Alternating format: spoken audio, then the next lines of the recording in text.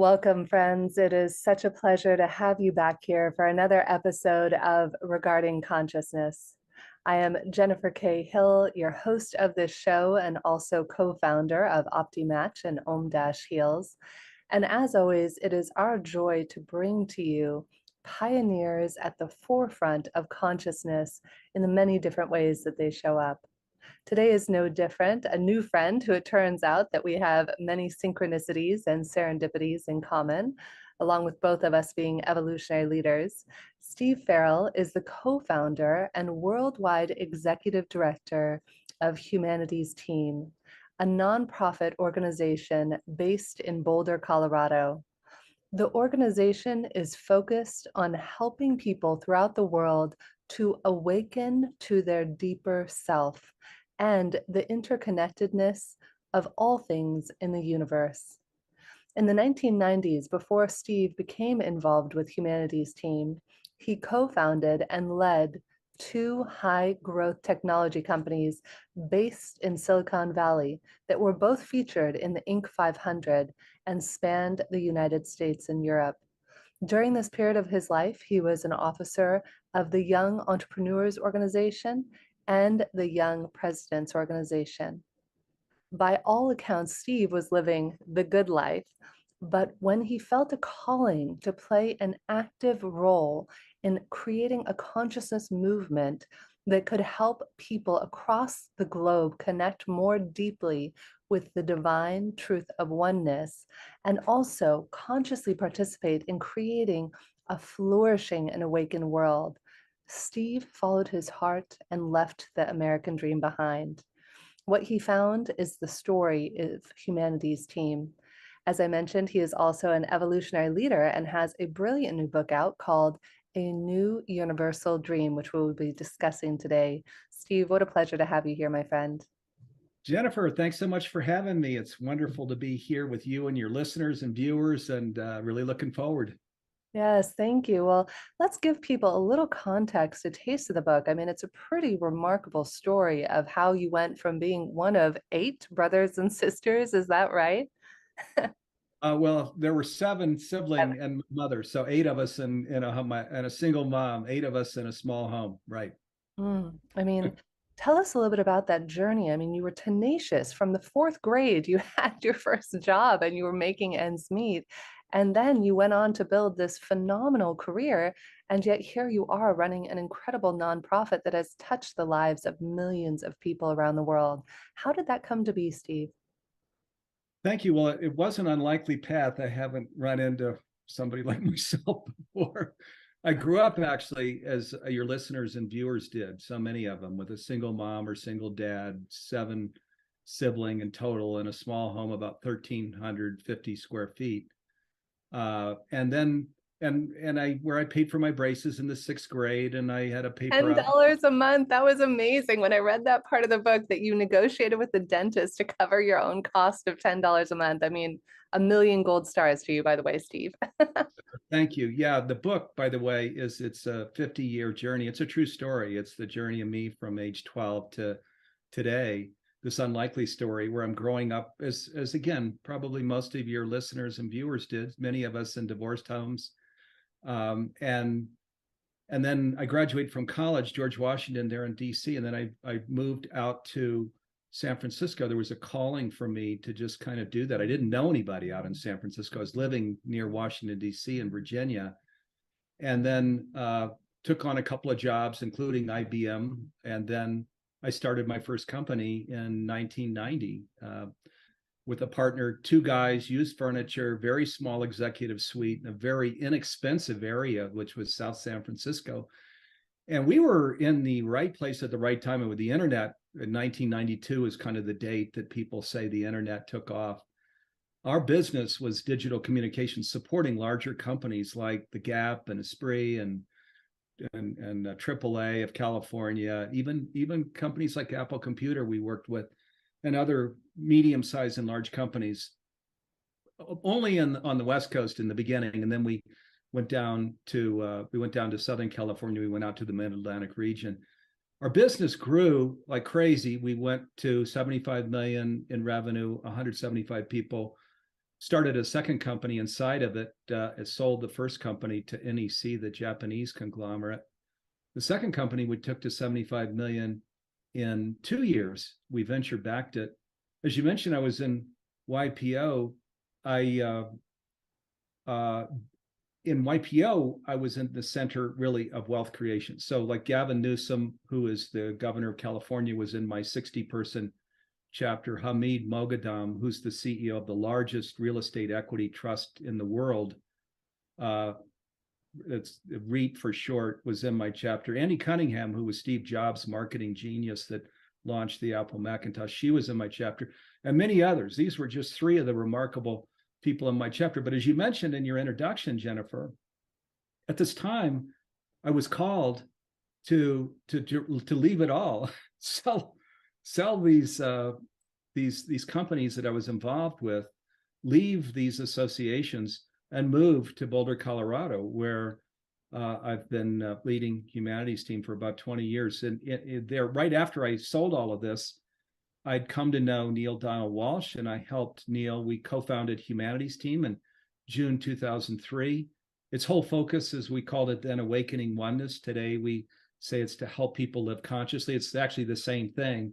There are many words for oneness or living consciously, unity consciousness, the new spirituality, many terms that we could use here. But it's about, coming back into balance, coming back into the fullness of who we really are. And you could capitalize who we really are, as it does in Conversations with God. Because, when we awaken to our oneness, we awaken to divinity, we awaken to non-separation. Non-separation means the creator of the entire universe is actually right there in your chest, Jennifer, in mine, in your listeners. There is no separation. We understand that, and it's not just something logic center of the mind. We live into that. You were sharing, 30 miracles a day is normal. Well, that's right. That's kind of how it works, is when we live in alignment with life, which we could call the one, conscious living, which is kind of a noble cause. Where we do that, the universe is just throwing these synchronicities at you, resources. Humanities team, we founded it 20 years ago, and now this has grown into, we've got huge reach and impact. We've got a streaming platform that in the transformational education area is unsurpassed. It's called Humanities Stream Plus. So my book, A New Universal Dream, tells that story of that young person, 12 years old, that then started paying for my braces a few years later. And then and it unlikely where I'm there with these leaders in Silicon Valley who even today are huge leaders, but there was this calling to do something different, to get out on this conscious living path in the early days of what it was. It's still in its early days, and it just now we're just supporting people all over the world and deepening our own conscious journey. I really resonated, Steve, with your book. It's like, it makes me tear up actually remembering the line in the book where you said, I was afraid of being a disappointment or of disappointing people. And I remember I spent the first several decades of my life just trying to please, right? Like, oh, I just want to get it right. I just don't want to make a mistake. And yet that puts us in a jail of our mind, a jail of our consciousness, and prevents us from being able to share from our hearts, to share our wisdom and our understanding, and to be present with other human beings, because then you have something in the space between you and another person. I don't want to be a disappointment. And then sometimes what shows up is, of course, that we are a disappointment until we can heal those wounds. So how did you heal that, Steve? Yeah, so that was, and there was, I mentioned this Dr. Jacoby, who was my guidance counselor there in high school, who said, Steve, you're average, you're really just average. And and of course, the point I make, I stop throughout the book, because the book is actually written for the reader. I'm not Steve Jobs. You don't pick this book up to learn about me. You pick this up because I was this young person. I had to find my way on this conscious journey, as we all do. And boy, did I learn a lot. And so throughout the book, I'm saying, oh my God, I learned this. And, you might take a page from this too, so I'm throwing these tools out throughout the book. In this case, Jennifer, so what did I do with that? What I did is as I mentioned in the book, I really busted my tail. I worked really very hard, which is how then I worked at IBM before I started my companies. I was in mainframe sales, and then I started these companies, and then I came into this conscious journey. So there was this incredible learning along the way, incredible self-reflection. I mentioned when I started the companies, and I'm hiring these people that are 200,000 and 300,000 and more a year, where they're looking to me, are you the leader that I hope you are? And I had to grow into that from this. I was the middle kid. Middle kids listen well. Middle kids, are wondering, do they have the stuff? And so now the point I make here, and I would share it with listeners, is, my God, we all have the stuff. I mean, listen to what we said just earlier in this broadcast. The creator of the entire universe lives within our framework, our body temple. I mean, she lives there. She really does. She all of it is there. We can any wisdom, power, any power that we want, it's actually within our reach. Now, this, of course, is when we align ourselves with the one, and we say, which means that we're aligned with life. It means that we're pre-serving. We are serving life first. So that's what conscious living is. It's ahead of the top line and bottom line, which is more the center of wealth creation in Silicon Valley, where we align that way. And she feels that and knows that. It's like, boy, let's throw the synchronicities on here. Let's bring the 30. Let's get to 40 today. It's just going to keep coming and keep coming. You're going to, the people, the resources, the funding, the programs, the streaming platform, these things are going to just get poured on. And so I would say I don't worry about that today. I've grown, I'm a lot older than I was in my teens, where I was sitting with that and saying, can I ever even be a good provider for a small family, which is what I was talking about there in the book. It was true. So I sat with that back in high school to consider, do I have the stuff to do that? And my what I've come to is that we all do. We all have the stuff. Let's get ourselves aligned with the one, with life, live consciously, and boy, watch it all turn on. And then we're going to find true prosperity. Then we're going to live into the deliciousness of life. Then we're going to just have like what you were describing, this life of, oh, where am I today?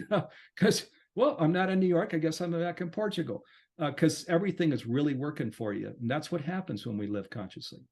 I love what you said. We are going to live in the deliciousness of life. That is a very salient point, and it's delicious to say that, quite frankly, too. And I want to tap in here for a moment, Steve, because I like to put myself in the listeners' minds and hear what thoughts, what concerns, what questions they might have as they're listening to our interview right now. And one of the things that came to my mind is people are thinking, oh, Steve, you had it so easy. Yeah, you said you came from a family of 8, but then you built these companies and you sold them for millions of dollars. You didn't have it hard. And yet there was this pivotal moment in the book that you shared about your sister, Maureen. And that is one of many, I'm sure, challenges and hardships that you faced in your life. Would you like to share with us a little bit about that and how that impacted your decision to focus your life on consciousness? Yeah, so that was when I was in my early 20s. And so I mentioned 7 sibling and a single mom. The person after me that was in the true middle of the family was my sister Maureen. So she was right after me. She called me and said she was getting married. When I come to her wedding, and I said, oh, let me try and do that. These days I'm working most weekends. I mean, if you can believe that, talking, how do we spell whacked, right? Mm. So because I clearly didn't have all of my priorities right. Now that night, I awoke to this, we've all had these scary dreams, usually less than 5, that felt so real. I dreamed she died, and it was real. I thought, oh my God, and I called her the very next morning. She picked up the phone. I said, oh my God, Maureen, I wouldn't miss your wedding for anything in the world. A few months later, I go to her wedding. Incredible pictures of us, and then she died, a few months after her wedding. So and that, just the whole experience of it, of what happened, how did I how did I have the dream? So I sat with all of that of how did I have the dream and she died. And of course, one of the things that we do learn when we live consciously is there is no such thing as death, right? Mm. That there is no, we have eternal lives, we have unlimited potential. So I grew a lot there. And in terms of, boy, we can't become so obsessed, with can I make it and can I provide for my family and start heads down that we're working through these beautiful moments where our sister is getting married or a dear friend or something. So it was a huge learning moment for me. I think it's a very powerful lesson for all of us. It is so easy to become fixated on achieve, success, the things we want, we desire materially or otherwise, that sometimes we lose sight of the greatest abundance, which is to have somebody who you love, whether it's a sister, a child, a brother, a mother, a loved one, whomever it might be. And I think that in today's modern society, we have all these choices. You go to Starbucks or whatever your favorite coffee shop is. You want it tall, you want it short, do you want it fat, do you want it no fat? And we're consumed by consumerism. And I think that that story is such a beautiful illustration that thank goodness that the divine, the beautiful consciousness within you gave you that gift and awakened you to this potential moment that could have been missed. And I ask us all to consider, what is that moment that you might be about to miss? What is that? It could be time with friends or with a loved one, because we never know what are going to be those moments when it's our last moment right before, we pass on to the other side, which is eternal, is a whole other conversation. But what are the things that you're going to say, I wish I had gone to my sister's wedding? I think that is really the epitome of consciousness. When we are living consciously, we are present, we are in the moment, and we are choosing our experiences. And yet, what Steve is mentioning is being reactive and at the effect of our experiences. So, what does consciousness mean to you, Steve?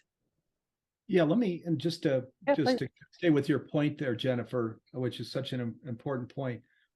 This term we all hear, you've made the bed that you live in or that you sleep in your life, right? So boy, the where you fast forward to today, I'm married to, I've got a beautiful wife, I've got two young adults, I've got a dog, a home, a life that is just, I love this bed that I've made. And this is conscious living. When we talk about that deliciousness of life, that true prosperity, what is that? Well, wait, that is what we're drilling down on here right now, where these people in your life, including your best friends and close friends that you love dearly, you meet somebody and you think, wow, this is what a beautiful person. And then you cultivate that relationship, you put energy and time into it, and certainly with your family, where you do that, then you wake up every morning, you wake up and it's like, oh my God, I am the most blessed person in the whole world. That's the deliciousness of life. And you don't any longer run past things. In my Silicon Valley days, there where I was growing these companies, I was running. You might remember the story in the book where my wife's turning 30 and I pull some stale thing out of the refrigerator. She wasn't my wife yet, and give it to her. It's like, what are you thinking? Now I can assure you, man, I'll tell you, birthdays and just actually every day, it's love you, love you, love you throughout the day and texting, and you're not running past things. You're actually sitting with things. You're really understanding that, this notion of presence you get, not just to be present, but to be present because there's a loving, there are loving opportunities all around you, and you're feeling into those, and you're saying, and you're feeling like the luckiest person in the world. And not that there aren't challenges. I don't want to make this put on rose-colored glasses here and say there aren't challenges going on. There are plenty, but even in the midst of the challenges, that we know that life is eternal, that we're giving our gifts, that we're helping to support people in their conscious journey in this world. Our big mission and humanities team with Neil Donald Walsh and Conversations with God Foundation a year ago, we announced this initiative called Changing Humanity's Future. And it's about creating then this path to a sustainable and flourishing planet in 17 years by 2040. course, I talk about all of that in the book too. So, and what a beautiful thing where you give yourself to things like that, and then you appreciate the people in your life. So I just wanted to bring this in. This is now kind of going 180 degrees out from the Marine story, where you're running past things and not even seeing the priority in it, to not running past anything and kind of sitting with it and appreciating it. Mm. I couldn't agree more. And there is, we are all so beautifully interconnected. You know, Indra's web, I believe is what it's called, is all of our lives touch one another's lives. And that's the beauty, is sometimes if we're unconscious, we're running sometimes away from things, as you so beautifully just put it, Steve. I remember my dear friend and who's been a guest on the show, Dr. Mark Golston. He was mentoring me several years ago, and he said, Jen, what are you running from? And much like you, I was building and selling my last company, and I was going, going, going, and I just wasn't ever with someone. And I realized that I was just afraid. I was afraid to be present in that moment. Do you ever have that happen, Steve? Are you at a point where, do you ever still feel afraid, or do you ever have experiences that make you question your beliefs? So I don't. What I experience is, I, even in Boulder, with global warming and extreme weather that is getting worse and things, we had 1,000 people lose their homes. Those homes haven't been rebuilt yet. And of course, I read stories of people all over the world. They're shooters, and here in the U.S., we don't have a gun control thing. There's the Ukraine. So what I experience, I read these things, and I am so 1,000% in, to what this conscious of it, supporting people in their journey. We have the streaming platform, putting new content up, creating new live programs. Why? Because I read all of these stories of people all over the world that are really severely challenged. Of course, there's the rich and poor inequity. And I want to, before I pass, I want to do everything in my power to help this planet awaken, mature into this whole new way of living on the earth. Because I had this extraordinary experience where I was there in the center of wealth creation, the private planes, the private ski resorts, all of these kinds of things. People think, oh, that's really what we want to climb the ladder to. And then I was inside of it, and you do not want to climb your ladder into that. That is not the prosperity that everybody thinks it is. It is not. There's a lot of challenged relationships there. And that's when you win the lottery and you accumulate all of that wealth. And then we're talking the other side of that, of people being challenged all over the world. So no, I don't feel that fear. What I feel is, boy, Steve, even now, with your program, boy, let's come in with all of it, with everything. Let's bring it all in, because we want this to spread. Your listeners are probably already living it, but let's stretch into it even deeper. Let's invite friends into it. Let's invite family into it. Let's invite coworkers into it. Let's help this whole world awaken to its true, to who it really is, and live in this mature state where the book is called A New Universal Dream, where we dream a new dream, and the dream is about supporting life first. It is so powerful and so true that it's easy to get lost. It's easy to lose our way. And the analogy that just came to my mind as you were sharing about people who say are given a lot of wealth, like we all think of that, right? We think, oh, if you just gave me 1 million, 100 million, pick a number, that boom, everything would work out. And yet it reminds me of a story. It's an ancient Kabbalist story. I study Kabbalah and many other things, as many of our listeners know. And the Kabbalists share that, imagine that you want to receive $1 million, but we're like a vessel, right? We all have a certain capacity, just the same way that, say, you have 100-watt light bulb. And if you were to plug it in, or if you were to try and plug in a 100-watt light bulb into 1,000 watts of light, or vice versa, it would short circuit, it would break. And so the invitation for each and every one of us is, how do we expand our vessel and our capacity to hold light? It might be meditation, it might be acts of kindness and sharing, of thinking of unified consciousness rather than selfish desires, the desire to receive for the self alone. And it's so powerful when we begin to live our lives consciously. there begins to be a shift where we stop coming from judgment. And it's not about being perfect. I think this is an important distinction, is it's not about being perfect. Just today, I was scanning an ancient text called the Zohar. And sometimes I'll do this for 30 minutes a day, and the wisdom just drops in. And I heard a message, and the universe said while I was scanning this, Jennifer, if you want to stop judging yourself and others, forgive yourself for all the things that you've never forgiven yourself for. And in that moment, when you forgive yourself, all judgments will disappear. And that's what's available to all of us in this universal new dream that Steve is talking about. How do we first heal ourselves? How do we first forgive ourselves for the mistakes we made, the decisions where maybe we did run past something?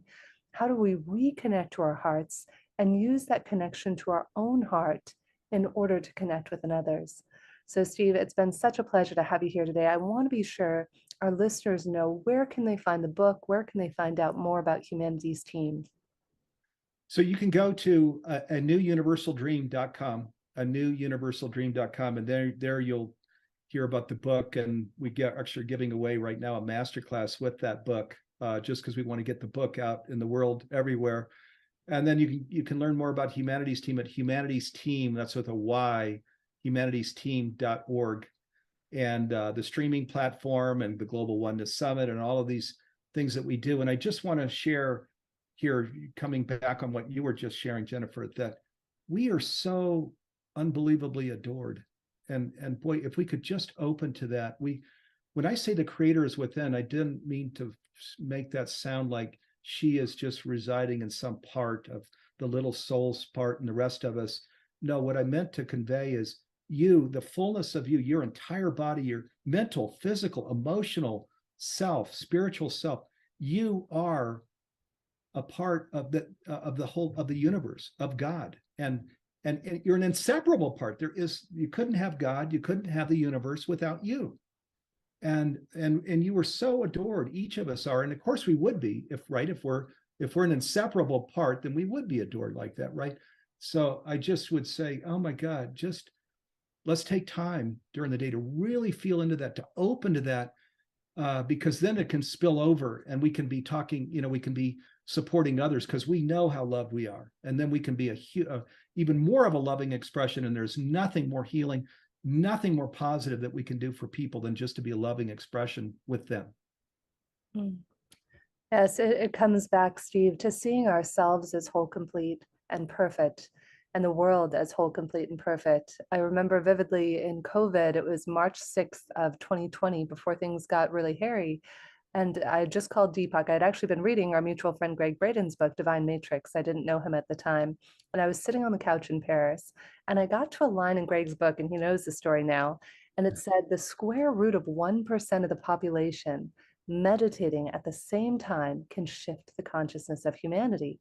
And so that inspired me. I called Deepak, I called the Kabbalah Center, all these wonderful people I knew. I said, guys, I got it. We got to do a global meditation. We're going to do it. And Deepak was on board. Everybody's on board. And Deepak says, Jen, I'm going to call the Dalai Lama and see if he's interested. I said, oh, the Dalai Lama, that'd be amazing, right? So that night, I'm in a meditative state. And I like to do this thing sometimes called soul talking with people who are alive or have passed on.